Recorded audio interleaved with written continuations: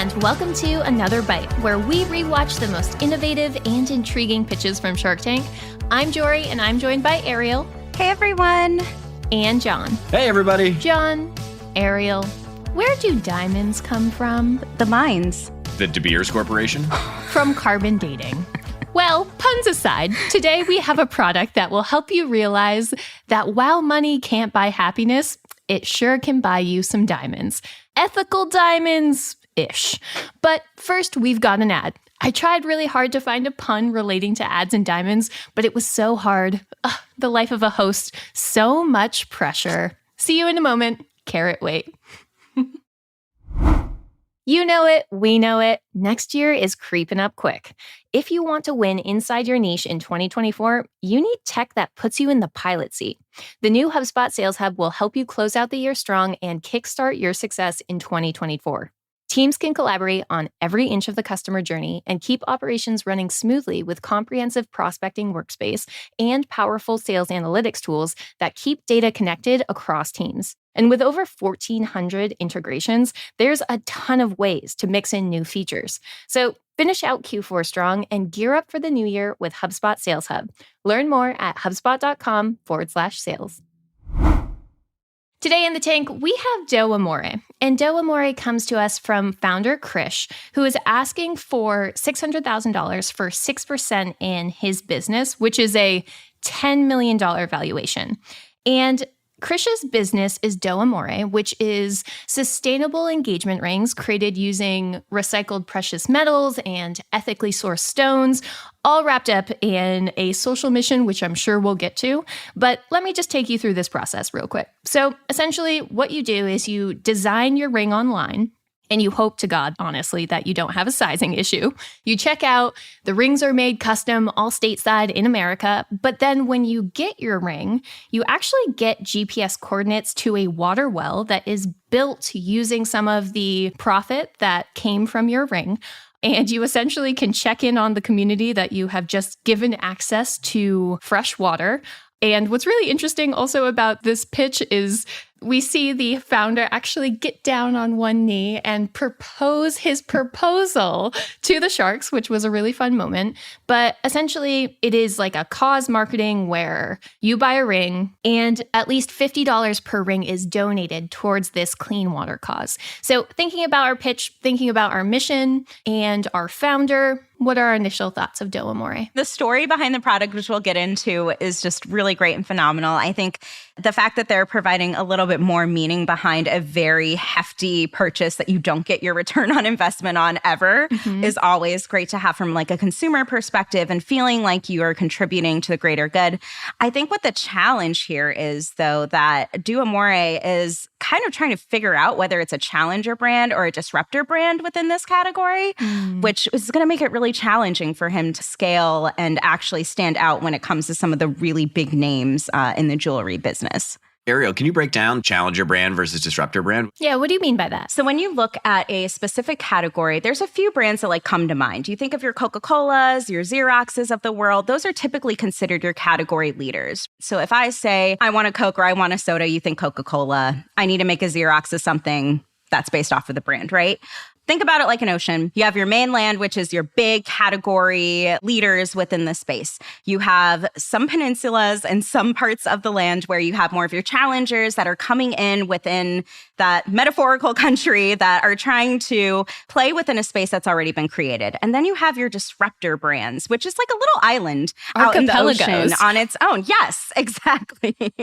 And really, disruptor brands, the main differentiator between them and challengers are they're looking to re-event and kind of turn on its head really some of those preconceived notions or ideas that you already have about a category and get consumers to think about it differently. So you could say, Ariel, that a challenger brand would be focused on doing something better. Yes. And a disruptor brand would be focused on doing something different. Exactly. Yes. To me, this is a challenger brand because what he's saying is diamonds, but better. And it's an awesome challenger brand. I think, number one, he was on the money. He had an amazing story combined with amazing execution, combined with just an amazing business that's doing incredibly well. You know, I think it's really powerful when a business actually builds a social mission right into its charter. Like one thing that's really complicated for businesses is most businesses are incorporated in such a way that they have to maximize fiduciary outcomes, essentially. They have a fiduciary responsibility to people who invest in the company to maximize the profit of it. And it makes it really challenging for those companies to be able to go and execute on social causes that matter to the employees of the company because it comes at the cost of shareholder value. So what's cool about this approach, which is I think absolutely critical if you want a company that has a social mission associated with it, is it has to be built in from the start, and it has to be part of the founding documents of the company that this money will be given away and yada, yada, yada. And so I think that he's done that right. And he chose a business that is super high margin so that he can afford to do it.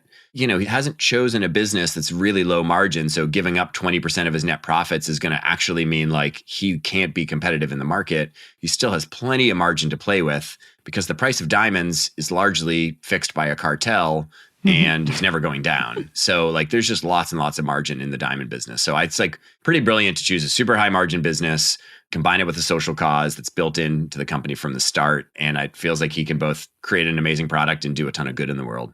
And it feels really authentic too. Yeah. I am curious though.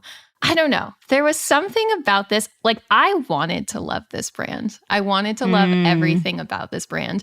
But maybe it was because there's just too many jumps in thought. Because it's like first you have the branding that's Do Amore, which I get it. Like engagement rings, love. Okay, fair enough. But then you add this like water element on top of trying to source ethically created diamonds. And I just thought that there were too many things that were all over the place. I didn't think that there was enough consistency in like any of the pieces of the brand that made that enough of a differentiator that I would invest in this company.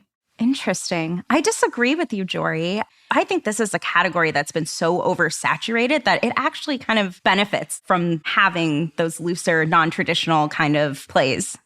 I don't know. The thing that I hear you saying, Jorie, that does resonate with me is this idea of the cause seems so separate from the product. Bombas is buy socks, give socks, right? And that's a very common cause. Same with Tom's cause marketing model, where it's like, hey, we actually just give this product away. And this does feel very separate and different. And the thing is, too, is I'm always, always, always going to be skeptical of a brand that boasts ethically sourced natural diamonds. If you're going to boast that you are using ethically sourced diamonds, you got to put the proof in the pudding, my friend.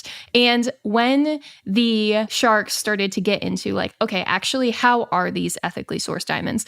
The founder, and I get it, maybe it's a timing thing, but he got really ambiguous about, oh no, we're just 100% certain. And okay, there are different ways that you can have an ethical mind. My uncle was a marble miner, so it could be like an environment thing, a labor thing. But that word associated with any kind of diamond mining just doesn't make sense to me. And then he just like really brushed over like, oh no, it's ethical. We promise. I mean, that's true, Jorie. He's not a not-for-profit, but he has chartered a business that is explicitly going to make less profit in the name of doing good in the world. And so a social mission. I don't see why his decision-making would be inconsistent on that, where he would say, hey, 1 out of every $5 I'm going to actually give to a cause that I care about. But then I'm going to like brush this whole like ethical mining thing under the rug. But I think overall, our sharks were really impressed with both the cause marketing and success that this business has had so far. As of this episode, the previous year, he had done $8 million. He was projected to do $11 million as of the episode airing, which was in 2022. And, he's got 41% margins. So that was something that like all the sharks had sort of perked up to. We had 2 different sharks really kind of throw their ring in the game, for lack of a better word. And it was Kevin, which wasn't so surprising because we know that Kevin is part of the wedding industry. He is the wedding industry. He is the moment. He is Mr. Wedding, for all he is Mr. Wonderful. But we see the cause marketing really pay off in terms of looping in Daniel, who was our guest shark this episode, who offered $600,000 for 15% in the company.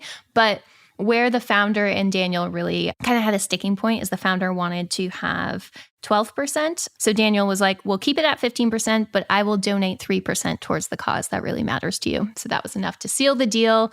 And Do Amore got some dough in a different way. Well, Ariel, if you are in the market for an engagement ring, I have news for you.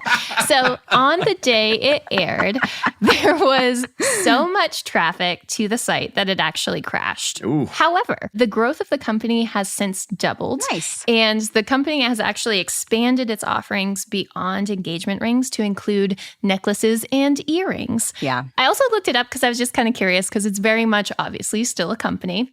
Consumers are raving. So this has a 4.8 on Google reviews. Looking at the actual quotes from previous customers, everyone is just ecstatic about the products that they're giving. So they are saving water and helping users enjoy their engagement ring one couple at a time. Mm-hmm. So Joe Amore, get some love.